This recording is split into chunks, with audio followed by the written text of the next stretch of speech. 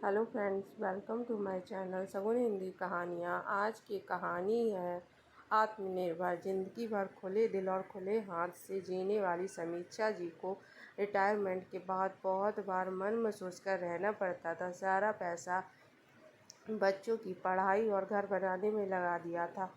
बचत बस काम चलाने भर की ही थी। शाम को समीक्षा जी जब टहलने के लिए गार्डन आई तो उनका महिला मंडल ग्रुप रामेश्वर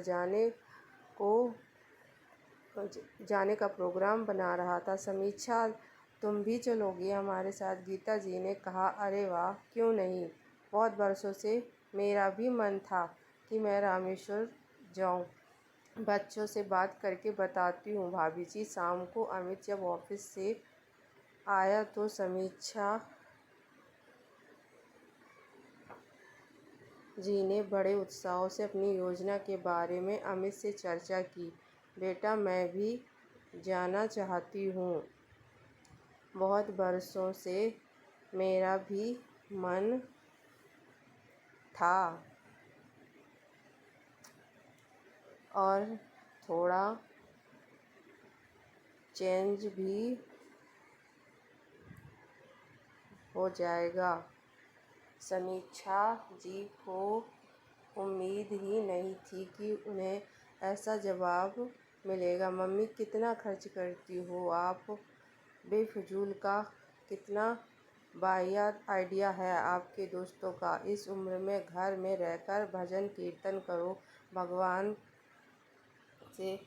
समीक्षा जी समझ ही नहीं पा रही थी कि अमित ने कैसे इस तरह का जवाब दिया उन्हें। यही अमित आए दिन कुछ न कुछ बहाना करके उन्हें पैसे मांगता रहता था। वह जानती थी कि फिर भी उन्हें कभी भी कोई भी रोक टोक नहीं लगाएगा। आज जब अमित को लगा कि उसको पैसे देने पड़ेंगे तो वह बिना मतलब के बहाने बनाने लगा था। समीक्षा जी ने कोई जवाब नहीं दिया और वह वहाँ से चली गई। गीता जी का फ़ोन आया तो उन्होंने बिना कुछ बताए हाँ कर दी और उनसे मिलने का वक्त मांगा। भाभी जी, मैं दिन भर खाली बैठी रहती हूँ, कुछ करना चाहती हूँ जिससे इस उम्र में व्यस्त भी रहूँ और आत्मनिर्भर भी।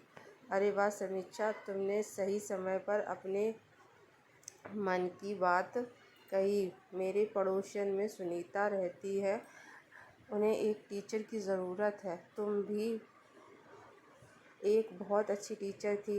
अगर तुम फिर से क्लासेस लेना शुरू करो तो अच्छा रहेगा। क्यों नहीं भाभी, आप हाँ कर दीजिए, और भी बच्चे हैं। अब समीक्षा जी शाम को बच्चों को ट्यूशन पढ़ाने लगी। उन्होंने घर पर ही बताया। धीरे धीरे बच्चे पढ़ने लगे, उनका पसंदीदा काम भी मिल गया और पैसे भी अच्छे खासे आने लगे। जब अमित ने ऑफिस जाता तो वह आसपास के घरों की डिमांड पर एक खुद का खाना बनाने का रसोई भी चलाने लगी थी, जिससे वह सिर्फ वो पराठा ही बनाती थी। समीक्षा जी अच्छी कुक थी, उनके पराठे भी डिमांड में थे। उन्होंने अपने किचन का नाम रखा था घर के पराठे। एक दिन ऑफिस में अपने दोस्तों के साथ अमित खाना खा रहा था। उसके दोस्त ने उसे खाना ऑफ़र किया। उसे स्वाद बहुत जाना पहचाना लगा। रवि, ये बहुत स्वादिष्ट पराठे हैं। ऐसा लग रहा है कि जैसे मेरी माँ के हाथों का है। अरे, ये पराठे मैंने पहली बार ऑर्डर किया है। कोई आंटी हैं जो रसोई चलाती है, मुझे भी नंबर देना, अमित बोला। अमित के होश उड़ गए जब उधर उसकी माँ की आवाज़ आई। वो कुछ नहीं बोला और उसके समय पर घर आया। माँ, आपने सब काम क्यों कर रही हो? आपने मुझसे कहा भी नहीं। बेटा, मुझे लगा कि जब तक मैं अपनी जिम्मेदारियों को खुद उठा सकती हूँ तो मैं तुम पर निर्भर क्यों रहूं? बात बात पर तुम्हारे सामने हाथ फैलाना और अपनी ख्वाहिश के लिए भीख मांगने में मेरा आत्मसम्मान को ठेस पहुंचने लगा था। मैं आत्मनिर्भर बनकर ज़िंदगी जीना चाहती थी। और हाँ, तुम अपने खर्चे स्वयं उठाना और मैं अपने। इस पैसे पर मेरा हक है। मेरी कोई भी जवाबदेही नहीं है तुमको।